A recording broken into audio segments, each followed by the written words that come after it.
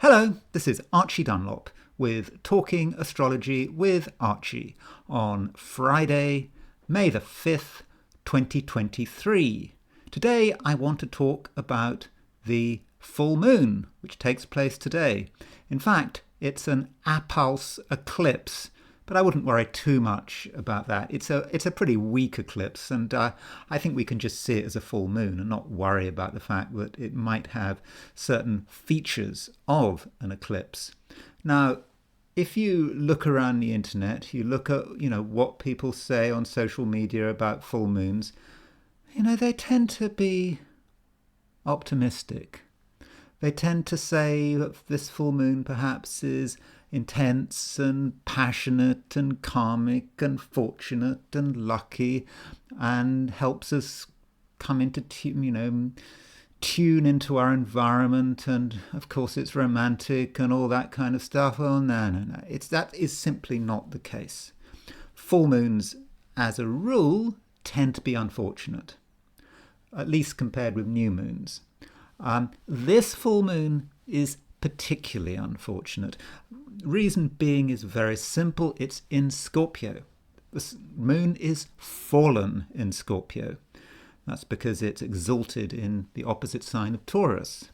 Further, this full moon is in the Via Combusta, that flaming path between 15 Libra and 15 Scorpio. In the Via Combusta, things go wrong. Things don't turn out as expected. So, that's the background to this full moon.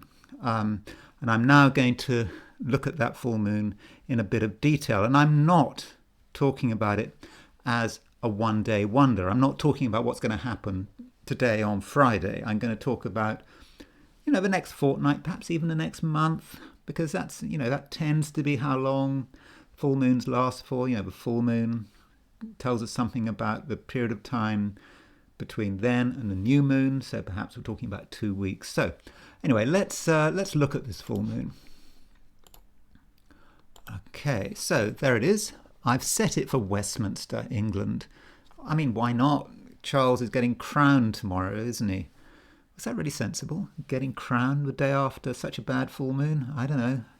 I'm not sure if the royal family use an astrologer to make these kind of decisions. I mean, they used to. Elizabeth I, I believe, used an astrologer to select the time of her coronation in that would be in the 16th century. I think they used an astrologer, the famous John Dee, but I don't think an astrologer was involved here. So there we have the moon in 1458 Scorpio. Sun, 1458 Taurus. There is the opposition. So the reason the full moon is bad is because the moon is, as I said, it's fallen, and it's in the Via Combusta, and it's opposition to the sun, i.e. it's damaged by the sun. The sun is actually, in many respects, a malefic planet. In Indian astrology, the sun is a malefic. And I think it certainly has a malefic influence also when you look at things from a Western perspective, because it burns what it touches. And indeed, when you've got the opposition, the poor moon is just blacked out. So there's the full moon. Okay, I'm not saying it's all bad. At the time of a full moon, you'll notice that Venus is making a sextile to Jupiter, and so maybe that gives a certain amount of protection. Venus and Jupiter are the two benefics. Venus, the lesser benefic, Jupiter the greater benefic. They are in sextile aspect, so that might sort of mitigate some of the worst aspects of the full moon. But what's really important about this full moon is that it's on the Aries point. By that I mean the Aries point is here, 0 degrees Aries. So the sun is 45 degrees from 0 degrees Aries, so it's making the 45-degree aspect to 0 degrees Aries, and the moon is making an 135-degree aspect between with 0 degrees Aries. 45 is like an eighth of a cake. 135 is 3/8 of a cake. So the Aries point is about the world at large. So this moon really does affect the world at large. Perhaps more than just individuals, families, clans, groups. The world at large is out there. So the most positive thing we can say about this full moon is it's going to reveal the truth. It's going to show us how sick and rotten and decrepit the society around us is.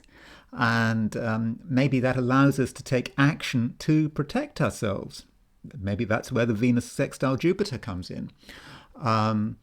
The truth, the truth is out there.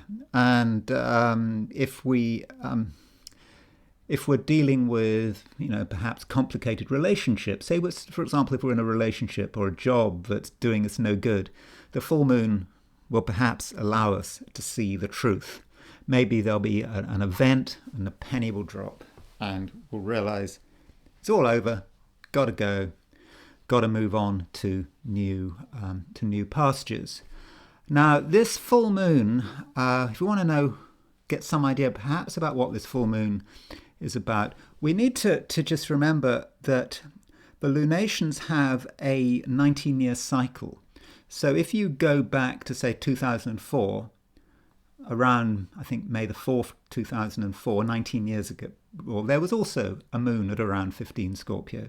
And if you go back 19 years before that, May the 4th, 1985, likewise, you would see a moon at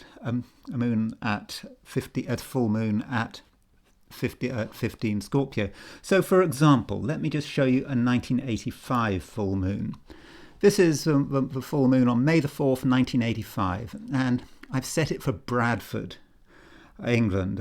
Bradford's in Yorkshire, and you can see there's a problem with this chart because set for Bradford, you can see the moon is on the ascendant. It's aspecting the ascendant. The south node is on the ascendant, and the sun is on the descendant. We also see that Uranus, the planet of disasters and that kind of thing, is exactly 30 degrees from the ascendant, and Mercury at 17 Aries is exactly 30 degrees from the descendant. So we can kind of see that, with Mercury Uranus forming this symmetry with the ascendant, and with that difficult full moon on the ascendant, we might expect something perhaps bad to happen. And so, did anything bad happen? Well, in fact, I looked to see what was happening in May 1985, and on May the 11th, I'm reading from Wikipedia, the Bradford City Stadium fire, a wooden stand at the Valley Parade Stadium home soccer club Bradford FC, catches fire during a match, resulting in 56 deaths and more than 250 injuries. So that is an extreme situation. That two 19-year cycles ago, we had the Bradford fire, and if you are above a certain age and you were living in England, I think you would remember it. It was one of the great disasters, similar to the Hillsborough Stadium disaster. Different type of disaster, but I think we can link the full moon there. So this kind of illustrates that full moons, firstly, are not good, and it also illustrates that they don't happen straight away. The 11th, so that was a week later, you got the disaster. So it's like that sets the tone for the next 2 weeks. So as far as where we might expect this disaster to I'm not saying it is going to be a disaster. Astrologers are full of hyperbole, but if let's look at the map, the astro map for this full moon. I'm going to set it for Europe. there we see the full moon line. All of these places have full moon on the sun moon ascendant, like we had with Bradford. And you can see the line going through Albania, the Balkans, Romania, western Ukraine, going through Belarus, and then we see Saturn on the descendant, that big red line going through. So this full moon could well have an impact on the Ukraine war. I mean, while I think that it's going to not be in Ukraine's favour, we should note that it does hit Belarus. And of course, Belarus is an ally of Russia. And if I was the Ukrainian, if I was the Belarus leader, what's his name, Lukashenko, I think his name is, be careful over the next couple of weeks. The Ukrainians, NATO, you never know what they're going to be up to. They're going to be perhaps stirring up internal dissent. Also, perhaps hits parts of Russia. But I mean, I think that this seems to be the main area. But, we can see that Kiev is close enough to this full moon line to be affected by it. So that might be one way of looking at it. I should also add that this full moon, it is on the Aries point. And one person who does have stuff on the Aries point is the Ukrainian president, Volodymyr Zelensky. Zelensky, as I've said on several occasions, has the Aries point aspecting his Mars-Saturn midpoint.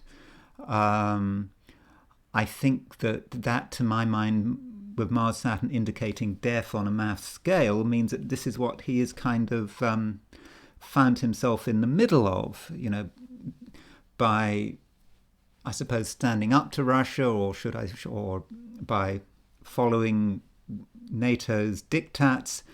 He's involving himself in a war that, with hundreds of thousands of people are dying.